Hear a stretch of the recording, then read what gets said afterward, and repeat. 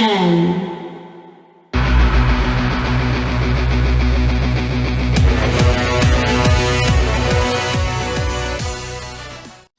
Bonjour à tous, c'est Sully Perfecten. J'espère que vous allez bien. Une nouvelle vidéo qui est arrivée finalement assez vite, mais c'est suite aux derniers événements qu'il y a eu à Monday Night Raw que je me suis fait une réflexion que je m'étais déjà faite la semaine dernière. Et suite à ce Raw de la nuit dernière, je n'ai eu finalement que la confirmation de quelque chose que j'étais en train de ruminer et justement j'avais envie de vous en parler. C'est au sujet de la fameuse affaire entre Kurt Angle et Corey Graves, ou alors dit autrement l'affaire des SMS. On sait que maintenant le but c'était de finalement aboutir à ce que Kurt Angle révèle devant tout le monde que il avait un fils qu'il avait découvert sur le tard, et qui n'était autre que Jason Jordan. Le truc dans tout ça, c'est que on a vu depuis plusieurs semaines maintenant cette affaire montée en épingle, avec régulièrement Corey Graves qui s'absentait, quittait carrément sa table des commentateurs pour dire pardon, excusez-moi, je viens de recevoir un texto, et aller retrouver Kurt Angle. On l'a vu dans plusieurs segments, et toujours en train de défendre Angle en lui disant voilà, t'inquiète pas, on est là, je te défends à 100%, t'inquiète pas. Et c'est également lui-même qui a poussé, en tout cas œuvré, pour que Kurt Angle fasse cette fameuse révélation au niveau de la paternité de Jason Jordan. Donc un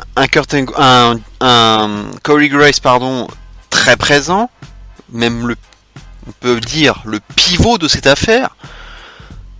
Et du coup, à chaque fois, je me disais quel est le but de tout ça? Pourquoi Corey Graves est mêlé à tout ça? Maintenant qu'on a qu'on a eu cette révélation, quid de Corey Graves? C'est ça ma question. Quid de Corey Graves? Puisque la question que je me pose, et ce qui m'a poussé à faire cette vidéo, c'est que maintenant, ça fait 2 Raw consécutifs que Corey Graves est complètement transparent, on va dire, et n'est plus restreint qu'à son poste de commentateur. C'est-à-dire que il fait ses commentaires en compagnie des 2 autres, mais il reste complètement neutre, comme avant finalement. Il reste un commentateur lambda. Il commente ses matchs, point barre. Et ça fait 2 semaines de suite qu'on ne voit plus Corey Graves quitter sa table des commentateurs, ou avoir un quelconque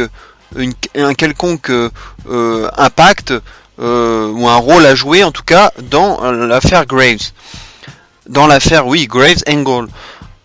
Alors, je me dis, est-ce que finalement c'est la révélation de cette paternité avec Jason Jordan qui scelle la fin de l'histoire, et Corey Graves terminé, on le fout à la poubelle, et maintenant on passe à la suite, c'est-à-dire un Jason Jordan qui va essayer de se faire un nom par lui-même en gagnant des matchs sans forcément faire trop appel à papa, et du coup lancer potentiellement une feud avec le Miz, comme on a pu le voir hier dans le Miz TV. Mais si c'est ça, quel était le but de la manœuvre? En quoi en fait finalement Corey Graves a été utile, et quel était son but? C'était quoi le rôle de Graves dans tout ça? Si on s'arrête à ça, il y a bien quelque chose. Sinon, à quoi il sert? Il n'a pas juste servi à quitter sa table de commentateurs et à recevoir des textos et à transmettre l'information à Angle. Et pourquoi lui recevait des textos et pourquoi pas Angle directement? Pourquoi c'était toujours lui qui faisait le rôle d'intermédiaire? Donc, voilà, il y a trop de questions posées et je comprends pas ce qui se passe actuellement avec cette affaire.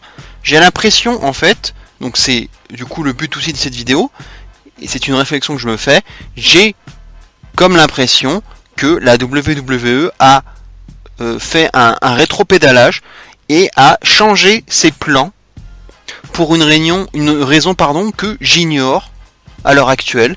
On ne sait pas ce qui s'est passé, mais tout porte à croire que Graves a été écarté de la storyline et maintenant il est redevenu un commentateur lambda, et maintenant la storyline c'est Angle, papa de Jason Jordan, qui va tenter de se faire un nom par lui-même et qui part en feud probablement avec le Miz, avec potentiellement un match à SummerSlam.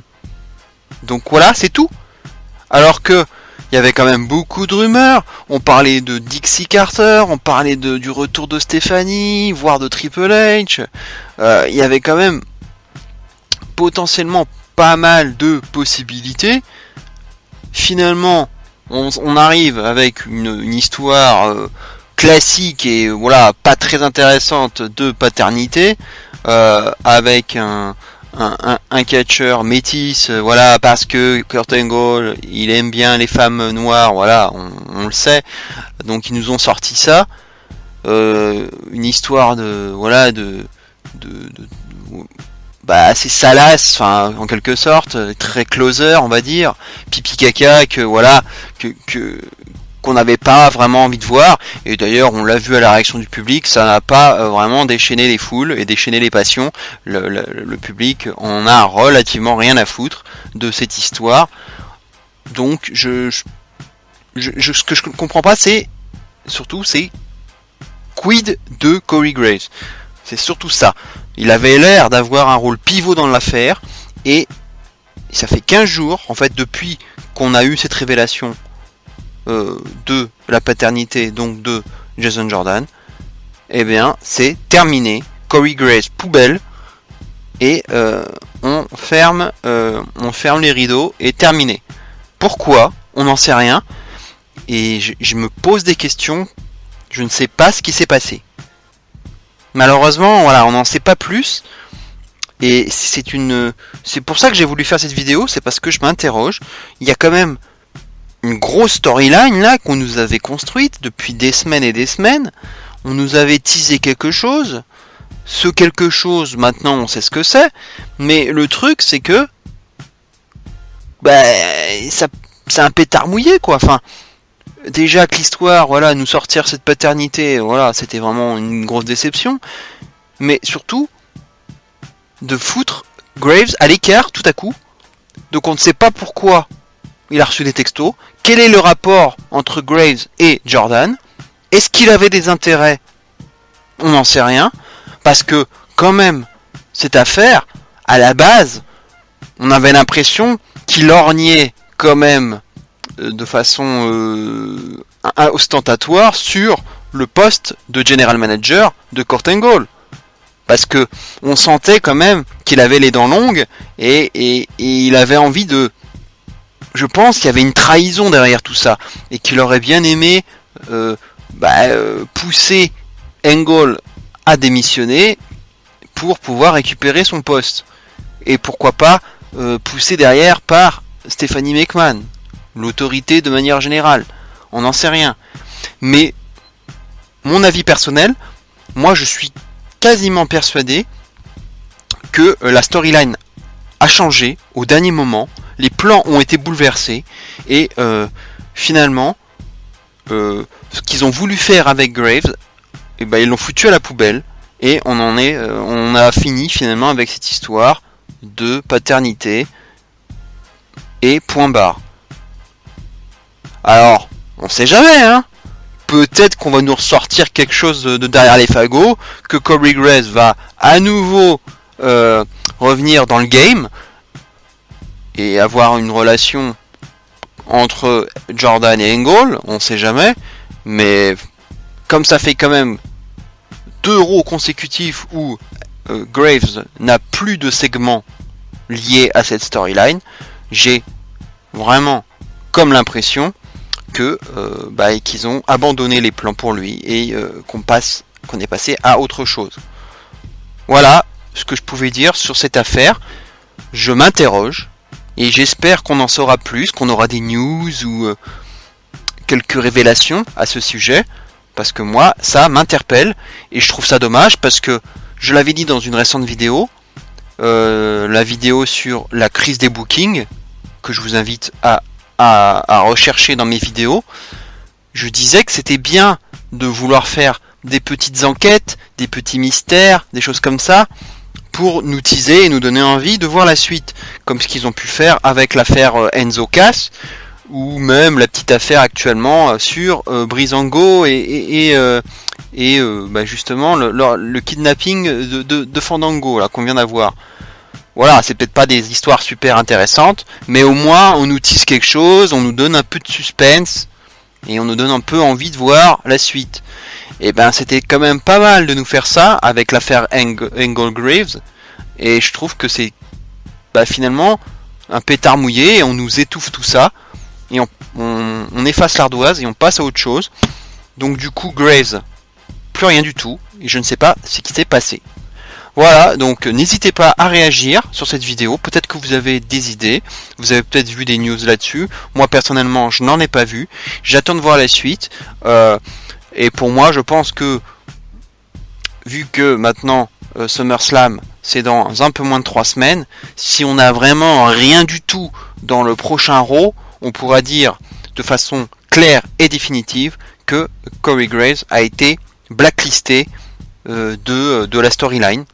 Et j'ai hâte de savoir ce qu'il s'est réellement passé en coulisses pour que qu'il se soit complètement fait écarter de l'histoire.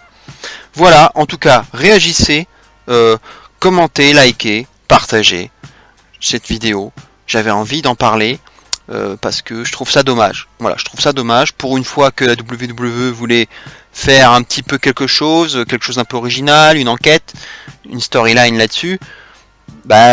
C'était quand même une bonne intention de leur part, mais si c'est pour que ça finisse en pétard mouillé, je trouve ça vraiment dommage.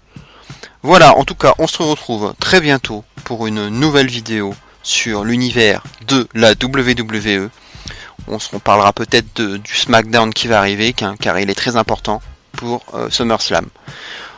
On se dit à très bientôt, passez une bonne soirée, et d'ici là, bien entendu, vive le catch. Ciao.